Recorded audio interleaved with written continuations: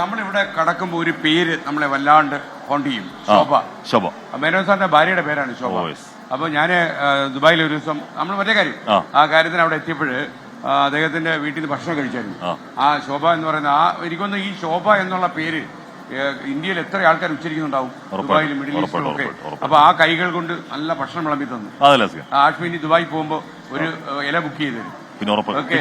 കൃഷ്ണയ്ക്ക് ഒരു ബാധകം. അപ്പൊ ശോഭാജി നമ്മൾ ഓർമ്മിക്കുന്നു. അതുപോലെ തന്നെ PNC മേനോൻ സാറിനെ നമ്മൾ ഓർമ്മിക്കുന്നു. PNC മേനോൻ സാർ ഒരു ക്വാളിറ്റിയുള്ള ബിൽഡറിനപ്പുറം ഈ ബിൽഡിങ്ങിനകത്ത് തന്നെ മൊറാലിറ്റി കൊണ്ടുവന്ന ആളാണ്. നിറവുള്ളവൻ, നെറിയും കുറിയുള്ള ജെന്റിൽമാനാണ്. ഓക്കെ, സന്തോഷം. അപ്പൊ എല്ലാം നന്നായില്ലേ? അടിപൊളിയാ കാര്യം. അപ്പൊ നമ്മൾ ഈ മദ്യം മയക്കുമരുന്ന് ഇതിനെ കുറിച്ചൊക്കെ ഉള്ള ഒരു ചിന്ത എങ്ങനെയാ? ഇല്ല, ആക്ച്വലി ഇപ്പോൾ ലഹരിൻ്റെ ഉപയോഗങ്ങൾ കൂടുതൽ കണ്ടുവരുന്ന ഒരു സിറ്റുവേഷനാണ് ഇപ്പോൾ വന്നിരിക്കുന്നത്.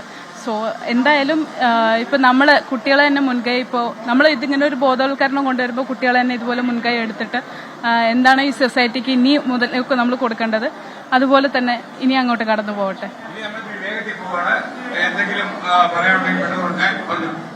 മാധ്യമചരിത്രത്തിൽ ആദ്യമാണ് ഒരു വ്യക്തി താങ്കളെ പോലെ ഇങ്ങനെ തിരുവനന്തപുരം കോഴിക്കോട് വരെ യാത്ര ചെയ്തൊരു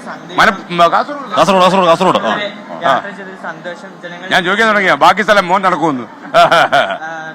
താങ്കളുടെ ഈ സന്ദേശം സമൂഹത്തിൽ വളരെ ശക്തവും ദൃഢവും വ്യക്തമായ രീതിയിൽ സമൂഹത്തിൽ എത്തട്ടെ എന്ന് ഞാൻ ആശംസിക്കുന്നു. മോന്റെ പേരെന്താ? പറഞ്ഞു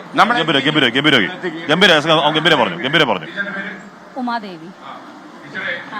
അല്ല, വടക്കഞ്ചേരി മേഖല ഇപ്പോഴും എക്സൈസ് നമുക്ക് വാണിംഗ് തരാറുള്ളത് ഏറ്റവും കൂടുതലായിട്ട് കേരളത്തിൽ മയക്കുമരുന്നിന്റെ വ്യാപനമുള്ള ഒരു സ്ഥലമാണ്. നമ്മുടെ കുട്ടികളെ അതൊന്ന് രക്ഷിക്കാൻ ഞങ്ങളുടെ മാക്സിമം ഞങ്ങൾ ശ്രമിക്കുന്നുണ്ട്. ഓക്കെ, നമ്മളിപ്പോ വളരെ വേഗം നടന്നു കഴിഞ്ഞാൽ നമ്മളിനി ഒരാളെ കണ്ടുപിടിക്കാണ്ട് സർ, നമ്മള് ശ്രീവിദ്യ സർ, നമ്മള് പാരന്റ്സും സർ പാരന്റ്സും ടീച്ചേഴ്സും കൂടെ നിന്നാൽ നമുക്ക് നമ്മുടെ കുട്ടികളെ രക്ഷിക്കാം, ഏതെന്നും രക്ഷിക്കാം. നല്ല വഴി കൂടി നമ്മൾ അവരെ പറഞ്ഞു കൊടുത്താൽ രക്ഷിക്കാം. നല്ല വിശേഷം. ഇവിടെ അടുത്ത് തന്നെയാണ് വടക്കഞ്ചേരി. 16 years. അപ്പൊ ജീവിതമൊക്കെ സന്തോഷമായിട്ട് പോകുന്നുണ്ടല്ലോ? പൂർണ്ണ സന്തോഷം. ഓക്കെ, അപ്പൊ കുട്ടികൾ കുറഞ്ഞു ക്ലാസ്സിൽ കൊണ്ട് കുഴപ്പമല്ലോ ഉണ്ടോ? കുറഞ്ഞില്ലല്ലോ. അല്ല, 13 കുട്ടികളെ ഉള്ളെന്ന് പറഞ്ഞു. 13 വിദ്യാർത്ഥികൾക്ക് ഒരു അതുകൊണ്ട് വിഷമം വല്ലതും ഉണ്ടോന്ന് ചോദിക്കുക.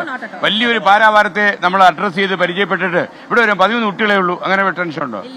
ഓക്കെ, അതിന്റെ നേട്ടം എന്തുവാ? ഇൻഡിവിജ്വൽ അറ്റൻഷൻ കൊടുക്കാൻ പറ്റും കൂടുതലായിട്ട്. ഓക്കെ, അപ്പൊ ടീച്ചറെ എങ്ങനെയുണ്ട് കാര്യങ്ങളൊക്കെ? നിങ്ങളെയൊക്കെ ഇങ്ങനെ കാണാൻ പറ്റുമ്പോ വളരെ സന്തോഷം.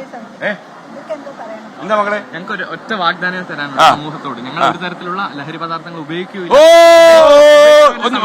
ഒന്നുകൂടെ പറഞ്ഞു. ഞങ്ങൾക്ക് ഒരു വാഗ്ദാനം സമൂഹത്തോട് നൽകാനുള്ളൂ. ഞങ്ങൾ ഒരു തരത്തിലുള്ള ലഹരി പദാർത്ഥങ്ങൾ ഉപയോഗിക്കുകയില്ല, ഉപയോഗിക്കാൻ സമ്മതിക്കുകയില്ല. മോന്റെ പേരെന്താ?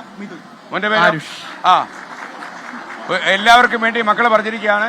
ഇവർക്കൊരു ഒന്നുകൂടെ വേണേ ഉറക്കെ പറഞ്ഞു. ഒറ്റ ശബ്ദത്തില് ഞങ്ങൾക്ക് ഒറ്റ വാഗ്ദാനം സമൂഹത്തിന് നൽകുവാനുള്ളൂ. ഞങ്ങൾ ഒരു തരത്തിലുള്ള ലഹരി പദാർത്ഥങ്ങൾ ഉപയോഗിക്കുകയില്ല, ഉപയോഗിക്കാൻ സമ്മതിക്കുകയില്ല.